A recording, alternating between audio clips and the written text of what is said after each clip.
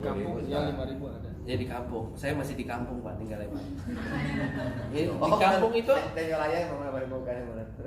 masih ada kan? Yang 5.000 kan? Sekalian endorse ya. Ya. Bakso-bakso yang beredar di pasaran itu harganya 5.000, tapi ini harganya 30.000. Pertanyaannya, ke siapa dia menjual? Ke siapa kita harus menjual produk yang harganya segitu? Harus tahu nggak? Harus lah. Harus. Kenapa kita harus tahu? Agar sasaran kita pas. Mungkin nggak kita tawarin ini Bapak Ibu ke pasar yang harga umumnya itu 5.000, mungkin nggak? Nggak mungkin. Kenapa? Karena orang nggak akan beli. Udahlah nggak sanggup beli, atau biasanya memang nggak beli segini. Makanya ini harus dijual pada orang yang punya tingkat ekonomi menengah. Di mana tingkat ekonomi menengah itu? Swalayan misalnya, atau masuk ke komplek-komplek dan lain sebagainya. Minimarket, masuk ini. Masuk nggak? Masuk. Makanya kita harus tahu pasar. Mantap, terima kasih Pak. Kalau kita nggak tahu pasar, kita akan bingung sendiri Bapak Ibu. Ya. Yang jualan Kalau bakso. mereknya sama nggak? Nggak ada. Beda-beda. Kalau gitu kita cari mereknya.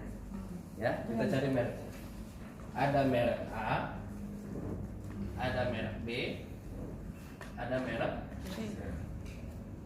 C. Ini riset kompetitor A, nih. B. Merek A. Nah, ini kita. Cara riset kompetitor, cari orang-orang atau produk yang sesuai dengan produk kita. Yang sesuai dengan produk kita. Misal kita jualan hijab. Cari yang produk yang mirip-mirip. Cari produk yang mirip-mirip. Produk atau orang yang jualan yang mirip-mirip. Sudah? Minimal 3. Tulis minimal di 3 kompetitor atau orang yang jualan produk kita.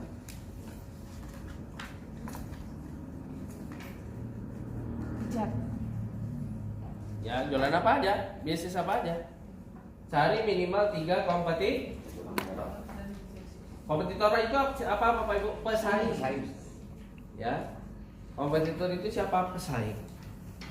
Setelah itu Bapak Ibu sekalian, setelah itu kita analisa kelebihan mereka apa, kekurangan mereka apa.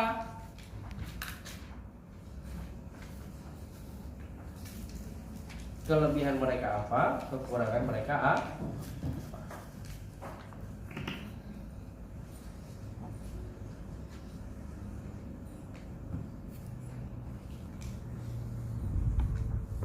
Nah, misalnya tadi kita bisnis ini Bakso frozen.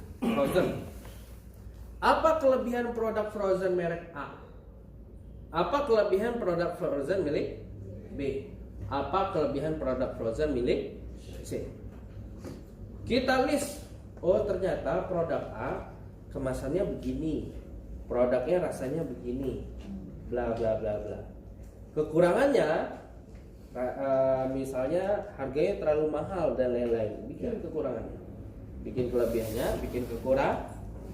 Produk B lakuin yang sama, produk C lakuin yang sama, cek kelebihannya, cek kekurangannya. Setelah itu apa teman-teman? Setelah itu baru kita jualan atau cari hal yang menguntungkan, yang membuat kita lebih unggul dari mereka. Apakah yang unggul itu harus selalu lebih murah? Ada harus selalu lebih murah? Enggak harus. Enggak harus lebih murah. Tergantung pasar kita. Orang kaya dikasih produk murah, mau nggak dia beli? Belum tentu dia mau beli.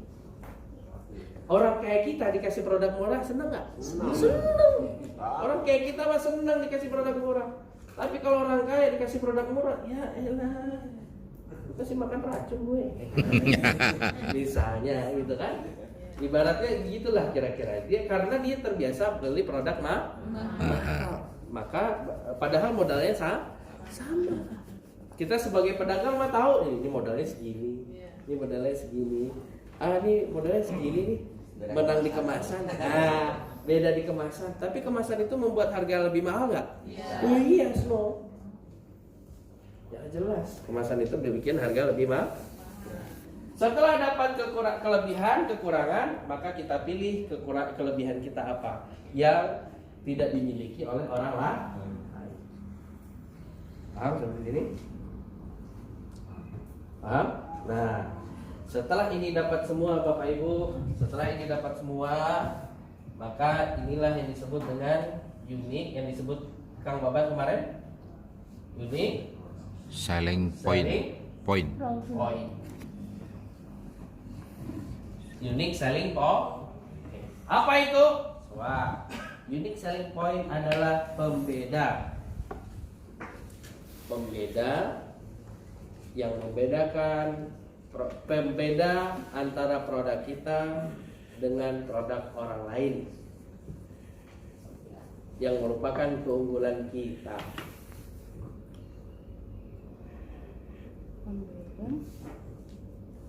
Antara produk kita dan orang lain.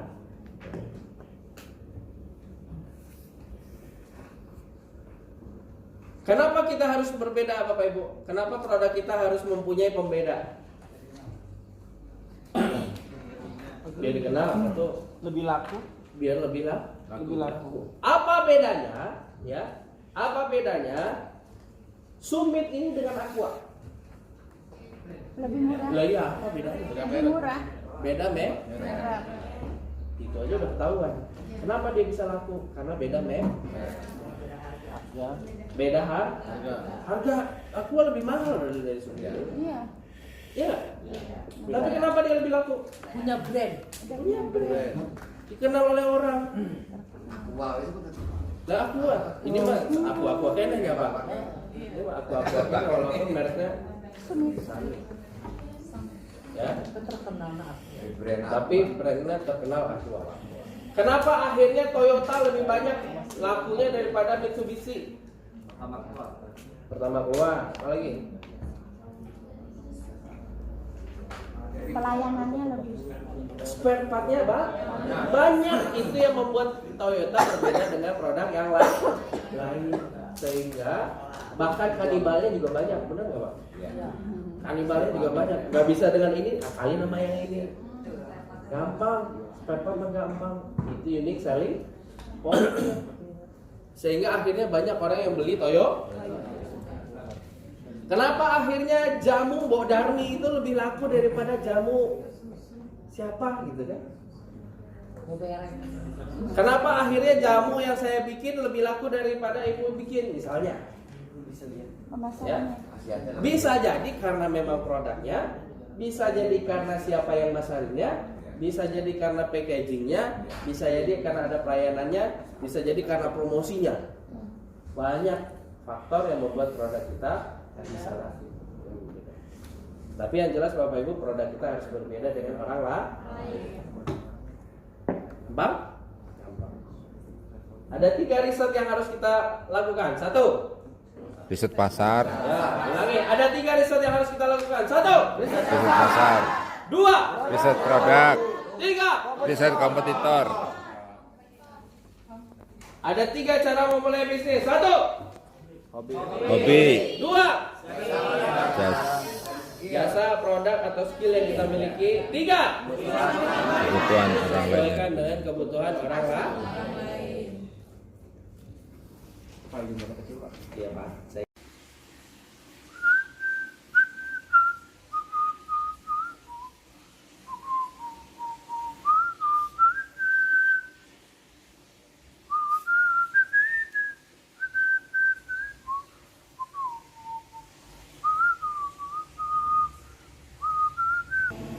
Ini kuahnya yang Renggo Cap Solo dan Cap Cuangki sama kuah Renggo Cap Malang dan cap po Vietnam. Stok bakso salun. Ini stok bakso salun ada 5 rasa. Ini yang stok bakso premium, Renggo premium.